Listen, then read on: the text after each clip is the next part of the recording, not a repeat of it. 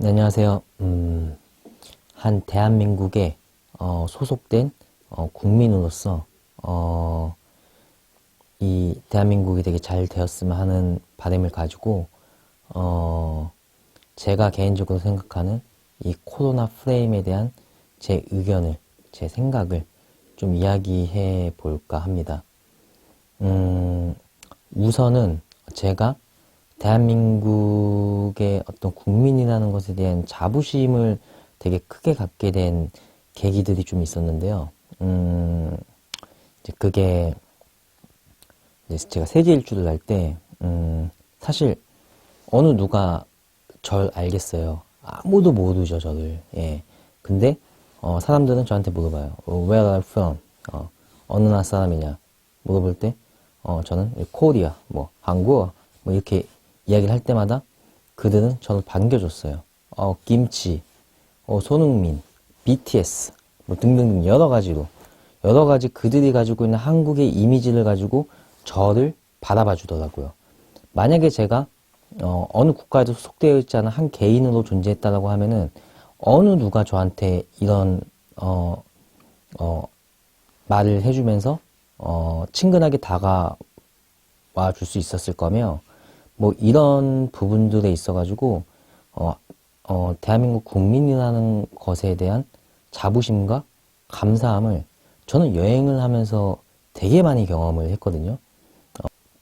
제가 이제 세계 일주를 하는 과정에서 이제 이 코로나 바이러스가 이제 중국 우한 폐렴으로 이제 시작이 되어서 그게 점점 이렇게 퍼져 나가면서 그 시기가 제 기억에 북유럽에 있을 때였던 거로 기억이 나거든요. 그러다가 점점점 이게 확산이 되어지면서 어느 시점 때 제가 더 이상 여행을 할 수 없는 상황이 돼가지고 여행하던 아마 모든 사람들이 다 코로나 바이러스 때문에 여행을 끝마칠 수밖에 없는 상황이었어요. 그래가지고 저는 약 한 6개월 정도 세계 일주를 하다가 한국으로 복귀하게 되었고 이제 한국어 복귀한 지 벌써 2년이 거의 다 돼 갑니다. 그리고 코로나 바이러스는 이제 발병이 되고 나서 지금 벌써 2년 넘게 우리의 삶에 아주 직간접적으로 큰 영향을 미치고 있는 전 세계적으로 정말 아주 힘든 시기를 경험하고 있는 참 그런 어떤 시츄레이션인 것 같아요. 예. 제 개인적으로 이 코로나 프레임이 인간으로부터 아주 소중한 세 가지를 뺏어갔다고 생각을 하거든요. 그 중에서 첫 번째가 관계라고 저는 생각을 갖습니다. 이걸 우선 인간이라는 존재를 한자로 풀이해서 해석을 해봤을 때 사람 인자에 사이 간자를 쓰잖아요. 그러니까 사람 한 명, 그냥 저 혼자만 가지고는 인간으로서 보지 않는다는 거예요. 그 뭐냐면은 한자로 풀이해보면 그 사이간, 결국에 인간과의 관계가 형성이 되었을 때 우리는 인간이라고 부르고 그래야 인간은 온전할 수 있다라고 저는 개인적으로 생각을 하거든요. 근데 이 코로나 바이러스는 이 인간다운 우리의 삶의 그 관계를 막아버린 거죠. 이거는 엄청난 사건인 거고 정말 좀 이로 말로 설명하기 어려운 전 세계적인 어떤 퇴보의 어떤 모습이지 않나라는 생각을 전 개인적으로 갖습니다. 두 번째로는 인간의 행복 지수에 관련된 부분인데 이 부분에 대해서는 뭐 예전에 저는 이제 서울대 심리학과 교수님이신 이제 최인철 교수님의 영상을 되게 많이 본 적이 있어요. 행복학에 대한 어떤 이제 강연들이었는데 거기서 인간을 가장 행복하게 할 수 있는 것들이 무엇이냐를 설명했을 때 그게 운동, 그 다음에 사실 여행 뭐 이런 거였거든요. 인간의 행복 지수를 가장 크게 만들 수 있는 여행이라는 것을 완전 단절시켜 버렸어요. 저 같은 경우는 사실 여행이라는 게 저한테 어떤 의미로 다가오냐면은 우리가 이런 이야기를 되게 많이 하는 것 같아요. 뭐 인문학에서도 내가 누구인지를 알아야 된다. 나 자신을 찾아야 된다. 뭐, 나답게 살아라. 뭐, 뭐, 이런 이야기들. 나답게 사는 것, 내가 누구이며, 내가 어떠한 사람인지를 발견하기에 되게 좋은 것 중 하나가 저는 여행이라고 생각하거든요. 그냥 배낭 하나 메고, 그냥 배 타고, 그냥 세계 나가는 거. 그때 어떻게 보면은 제가 경험한 바에 의하면은 제 자신이 이렇게 사회화되어 있던 제 자신이 여행을 통해서 그 껍데기들이 싹 다 벗겨져 나가는 과정들이 생기고 그 여행을 하는 과정에서 다양한 사람들을 만나고 소통하고 느끼고 그 나라의 문화를 보고 여러 가지를 보면서 물론 보면서 느끼면서 배우는 것도 있지만 저도 모르게 무의식적으로 내가 무엇을 좋아하며 무엇을 싫어하며 나의 감정들에 되게 솔직한 내 자신을 발견하게 되고 그러면서 스스로 자기 자신을 찾아가고 발견하는 아주 중요한 일을 하는 게 사실 여행이고 특히나 그런 여행 중에서도 배낭여행은 인문학적으로 아주 중요한 역할을 한다고 저는 생각하는데 이 여행, 인간의 행복을 가늠하는 최인철 교수님이 얘기했던 것 중에서 행복지수를 최고로 주는 게 여행인데 그 여행이 단절돼 버린 거예요. 이 코로나 프레임은 인간이 가장 행복감을 느낄 수 있는 그 여행과 그리고 인간을 인간답게 아주 크게 성장시킬 수 있는 그 무언가.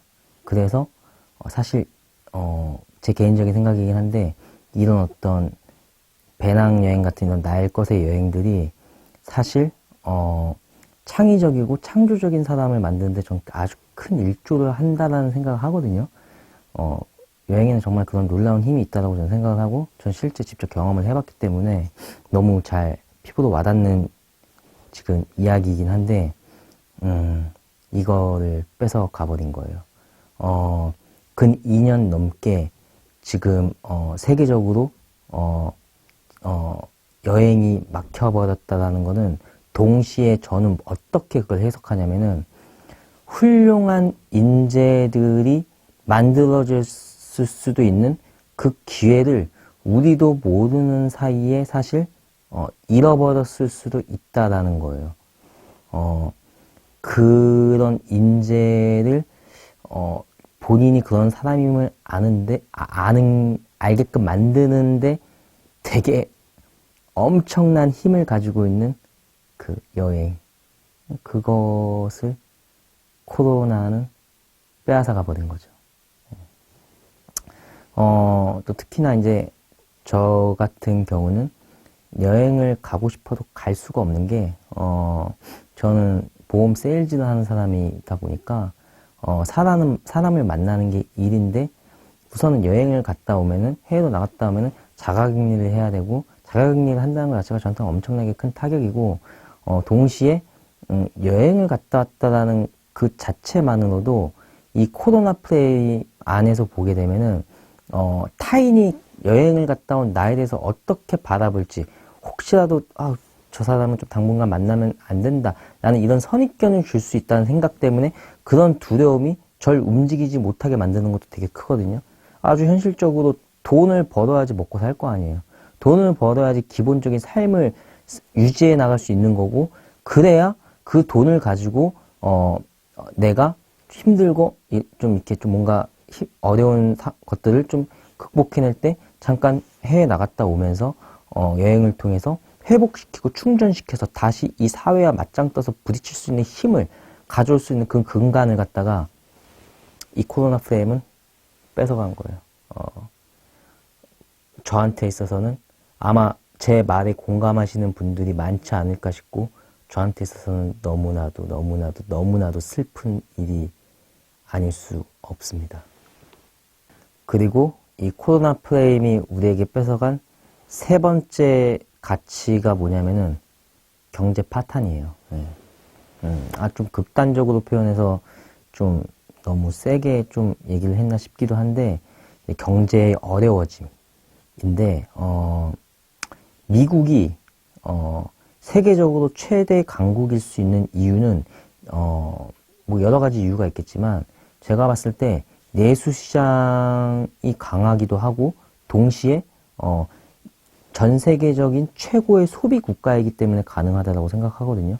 소비가 많이 이루어져야 실제 수출을 했을 때 팔릴 확률이 되게 높기 때문에 최고의 소비 국가라는 건 정말 중요한 의미라고 저는 보거든요.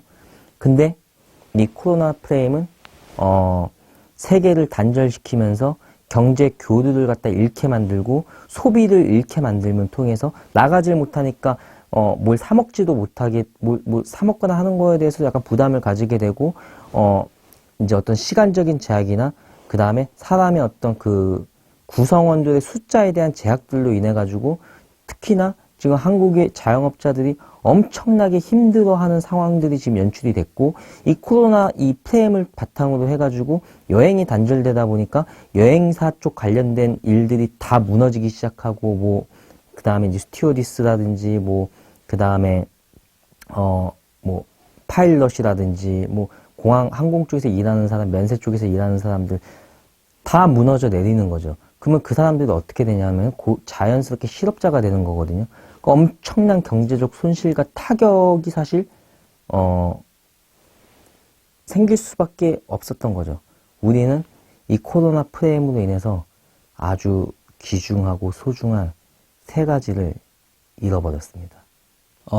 그러면 여기서 이 코로나 바이러스는 과연 위험한 것인가에 대해서 의학적 지식이 1도 없는 미개한 제 주관적인 견해에 대해서 좀 이야기를 해볼까 합니다. 인류의 역사를 살펴보면 질병, 바이러스와 인간은 항상 함께 왔던 걸로 저는 알고 있거든요. 그 대표적인 예로 이제 서양 14세기 서양에서 어떤 질병이 도래됨을 통해서 서양 인구의 3분의 1이 다 죽었는데 그 질병이 흑사병이었고, 이 흑사병이 서양으로 들어오게 된 여러 이유 중 가장 큰 이유 중 하나가 제가 알기로는 십자군 전쟁으로 알고 있거든요. 십자군 전쟁을 통해서 예루살렘을 탈환하는 어떤 목적으로 전쟁을 하다 보니까 중동과 서양과 물물 교환이 이루어지게 되고, 중동에 있는 그 어떤 이 흑사병이라는 이 병이 이제 쥐를 통해서 이제 쥐 벼룩에 있는 거라고 저는 그렇게 알고 있거든요. 통해서 서양으로 넘어가게 됐고, 당시에 면역력을 가지고 있었던 중동에서는 전혀 문제가 되지 않았지만 서양에서는 처음 발생된 그 병으로 인해서 인구의 3분의 1이 다 죽어나갔던 거죠. 다 죽어나갔지만 어느 시점이 지나고 나서 이제 그 바이러스에 대한 면역력이 생기기 시작한 거죠. 그러니까 인간이라는 존재는 본능적으로 생존 욕구를 가지고 있다고 저는 생각하거든요. 그러다 보니까 처음에는 죽기 시작했지만 또 그 어떤 바이러스하고 스스로 어떤 인간의 신체하고 싸워나가는 과정에서 자연스럽게 그 흑사병을 이겨내는 것들이 생겨지게 된 거죠. 뭐 그때 뭐 의학이 발달해봤자 얼마나 발달이 됐겠으며. 그러니까 역사적으로도 나와요. 인구가 3분의 1이 다 죽어나갔지만 어느 시점부터 갑자기 흑사병이 없어졌다라고 그렇게 표현을 하는데, 제가 알기로는 흑사병 지금도 있거든요. 지금도 있지만 이미 우리한테는 그 흑사병을 대처할 수 있고 흑사병을 이겨낼 수 있는 이미 면역체계를 가지고 있기 때문에 그게 큰 문제가 되지 않는다라고 볼 수도 있어요. 어찌됐건 인간에는 양가적인 게 존재를 하죠. 인간은 보호받아야 되는 존재이기도 하면서 동시에 인간은 보호받지 않고 스스로 부딪힘을 통해서 강해질 수 있는 존재이기도 하거든요. 근데 어쨌거나 전 세계적으로는 인간을 계속 보호하는 쪽으로 이렇게 가다 보니까 자연스럽게 우리가 싸울 수 있는 기회조차 제공되지 않고 있는 이 현실, 솔직히 조금 답답함을 좀 느끼긴 했어요. 물론 제가 이야기를 하는 게 되게 위험한 발상일 수 있고 누군가에게는 미친 소리로 들릴 수도 있어요. 하지만 다른 각도에서 보게 되면 상당히 중요하고 한 번쯤은 고민해 볼 만한 이야기일 수도 있어요. 그렇지 않나요? 그리고 흑사병의 관점에서 좀 한번 보게 되자면은 그냥 중동에 있던 그 흑사병이 이렇게 서양으로 넘어가게 돼서 인간을 숙주로 삼고 있는데 그 숙주가 죽어버리니까 흑사병도 인간이 죽음을 통해서 같이 죽을 수도 있는 거잖아요. 그 질병도. 그러다 보니까 자연스럽게 흑사병 입장에서도 자기네들이 생존하기 위해서는 인간과 공존해야 됨을 본능적으로 느끼고 그 생존 본능에 의해서 인간을 죽이지 않으면서 함께 공존하면서 살게 되면서 자연스럽게 흑사병이라는 질병이 우리에게 면역세포가 생기게 되고 면역세포를 대려 흑사병이라는 그 병이 만들어줬을 수도 있어요. 뭐 알 수는 없겠지만서도. 저는 의학적으로 아는 게 없으니까. 예. 그러면서 자연스럽게 그 위기는 그냥 극복이 된 거예요. 이거는 정말 14세기 서양이라고 하면은 정말 완전 미개할 정도의 정말 어떤 환경이었을 것이며 의학적으로는 정말 아주 낙후된 지금과는 아주 비교도 할 수 없을 정도의 어떤 낙후된 상황이었을 텐데 그런 상황에서도 사실 인간의 어떤 생존 본능과 그 다음에 어떤 바이러스, 질병에 대한 생존 본능은 서로 함께 공존하면서 살아갈 수 있는 형태로 만들어지지 않았나 라고 일종의 하나의 예를, 단적인 예를 들어서 설명할 수도 있지 않나 라고 생각을 갖습니다. 그리고 이 코로나 바이러스가 저한테는 제 주관적으로는 사실 설득력이 되게 떨어지거든요. 이제 그게 정말 위험한 질병이기 때문에 우리가 정말 조심해야 되고 피해야 되고 계속 방역 지침에 따라야 되는 설득력이 이렇게 주려면은 사실 통계가 있어야 된다고 저는 생각을 하거든요. 근데 모르겠어요. 뭐 제가 그런 통계를 자료를 못 봐서 그런 건지 모르겠는데 이 코로나 바이러스 이전에 인구의 사망률 그리고 이 코로나 바이러스 이후의 인구의 사망률 그 사망률 중에서 또 코로나로 인해서 직접적인 원인으로 인해서 사망한 그 사람들에 대한 퍼센테이지 이런 게 통계적으로 데이터 수치로서 나와진 자료를 좀 본 게 없어요. 그렇기 때문에 인간이라는 존재는 면역력이 떨어지게 되면 자연스럽게 합병증 증세가 오게 되면서 자연스럽게 죽게 되거든요. 사실 제가 봤을 땐 그러거든요. 근데 코로나 바이러스도 사실 결국에 면역력이 떨어진 사람한테는 위험한 거고 면역력이 강한 사람한테는 위험하지 않을 수도 있는 거죠. 우리는 질병과 계속 함께 해왔어요. 예전부터 태초부터 함께 했다고 생각을 하거든요. 함께 해오면서 결국에는 우리는 그냥 아무렇지도 않게 살아왔던 거예요. 사실 때로는 예방접종을 받고 때로는 무언가를 갖다 약을 처방받기도 하고 때로는 그런 걸 처방받지 않은 상태에서 또 살아보기도 하고 근데 그 수많은 것들을 단순히 이 코로나 프레임이라는 게 덮어지는 그 순간 위험한 것으로 간주되게 되고 우리 인간이 인간답게 살 수 있는 그 무언가들을 갖다가 많은 아주 소중한 것들을 잃어버리게 된 이런 좀 뭔가 어처구니 없는 상황들이 발생된 거에 대해서 정말로 유감을 표하는 바이며 동시에 사회 경제적으로 발전의 정도라든지 한 인간이 가지고 있는 행복 지수를 갖다 급격하게 떨어뜨리는 모습이라든지 등등 참 정말 슬픈 상황들이 계속 이어지고 있다라는 것은 참 개인적으로서 참 되게 슬퍼요. 되게 속상하고 그거 제가 뭐 영향력이 있는 사람도 아니고 힘이 없다 보니까 그냥 적어도 뭐 제 말이 맞다는 게 아니고 적어도 이런 얘기를 해봤자 그게 되게 의미가 없을 수 있다라는 게 가끔 되게 슬프게 만들더라고요. 좀 이런 것들이 가끔씩 제 마음속에서 내가 잘 돼서 영향력을 가져야겠다는 생각을 들게 만들기도 해요, 사실. 예.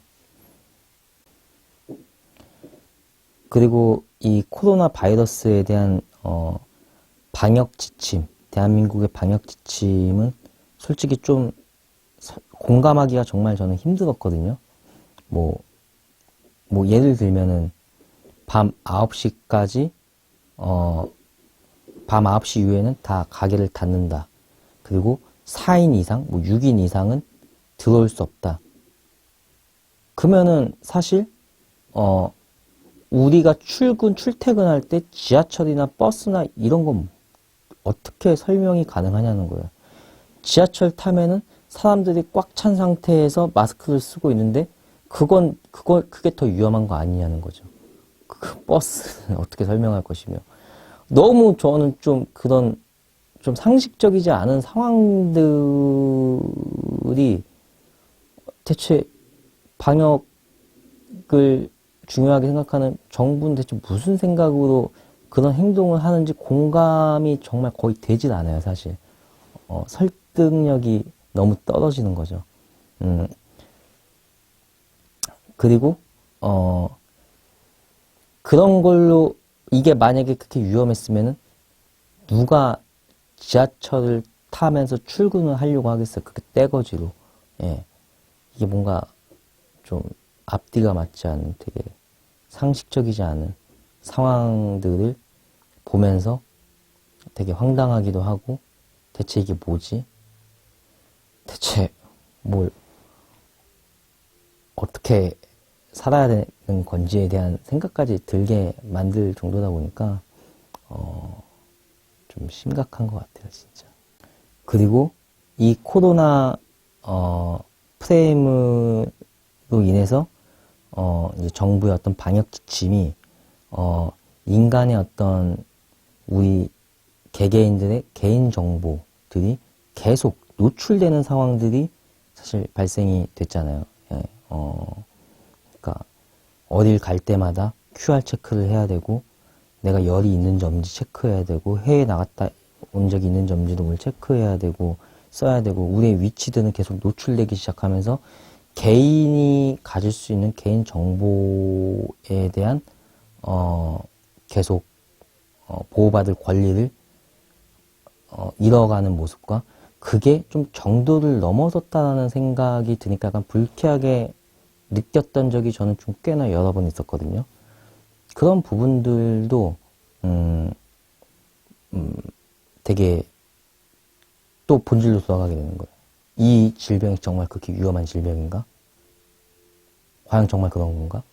정말 그렇게 위험한 질병이면은 그게 극단적으로 그 질병에 걸리면은 갑자기 좀비 바이러스처럼 막 사람이 미쳐가지고 막 영화에서 나올 법한 막 그런, 예? 뭐 워킹 데드라든지 뭐 월드 워라든지 뭐 이런 영화처럼 그런 상황이면은 나가라고 해도 나가지도 않아요, 사람들은. 예. 과연 그런 질병인가? 모르겠어요. 저는 되게 와닿지 않고 되게 민주주의에 태보되어지는 느낌들을 많이 받고 있어요. 그리고 코로나 백신 의무화와 그리고 이 백신 패스에 대한 부분,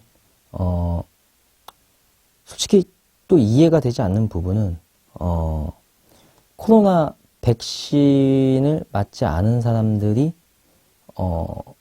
이제 커피숍이 됐건 어디가 됐건 들어갈 수 없는 상황이 된 것도 사실 공감하기가 되게 어려워요, 저는. 그리고 언론의 노출을 계속 막고 있는 것도 되게 화가 나는 게 뭐냐면은 코로나 백신 주사를 맞음을 통해서 사망한 사람들도 많다라는 거거든요. 꽤 많은 사람들이 사망을 했다라는 거죠. 결국에는 코로나 프레임이 내 죽음을 스스로 선택할 권리마저도 저는 빼앗겼다고 생각하거든요. 이거는 진짜 너무 충격적인 일이 아닐 수가 없어요. 그리고 그거를 언론을 봉쇄하는 그런 정부의 어떤 모습들을 봤을 때 저는 좀 경악을 금치 못했어요. 개인적으로. 되게 충격적이었고 아직도 대한민국이 되게 선진국답지 못하고, 선진국 아니죠, 사실. 냉정하게. 이거는 엄연하게 언론 통제이며 독재죠. 저는 그렇게 받아들이거든요. 아주 심각한 상황이라고 개인적으로 생각을 갖습니다. 그 이외에도 사실 하고 싶은 이야기들은 꽤 많이 있지만, 그래도 제가 그래도 핵심적으로 중요하게 생각하는 이야기들은 다 한 것 같아서 나머지 이야기들은 생략하도록 하겠습니다. 저는 분명히 말씀드리지만 제 생각이 맞다라고 정답이라고 이야기를 하는 건 아니에요. 그냥 한 개인이 이런 생각을 가진 사람도 있다라는 어떤 목소리인 뿐인 거고, 누군가는 이 목소리에 공감할 수도 있고, 누군가는 이 목소리에 공감하지 못하는 사람도 있을 수 있어요. 왜냐면 모든 사람을 충족시킬 수 있는 말이라는 건 전 존재하지 않는다고 생각하거든요. 그런 정책이라는 것도 사실 존재하기 어려운 거고. 하지만, 지금 대한민국을 봤을 때에는 두 마리 토끼를 다 놓친 느낌이거든요. 제가 봤을 때.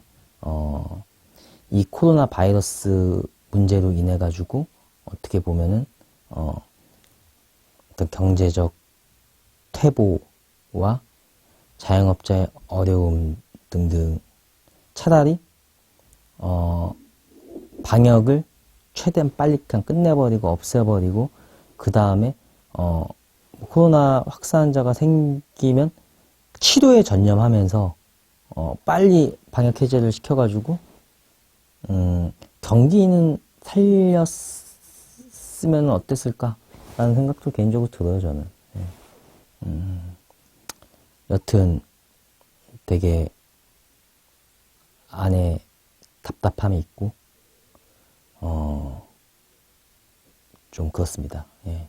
그래도 이렇게 영상을 통해서 한 대한민국 국민으로서 힘 하나도 없는 그냥 사람에 불과하지만 그런 사람도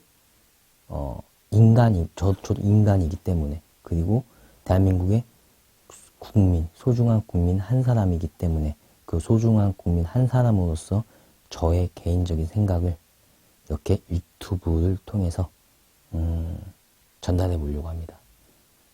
영상 들어주셔서 감사하고, 이 코로나 프레임이 빠르게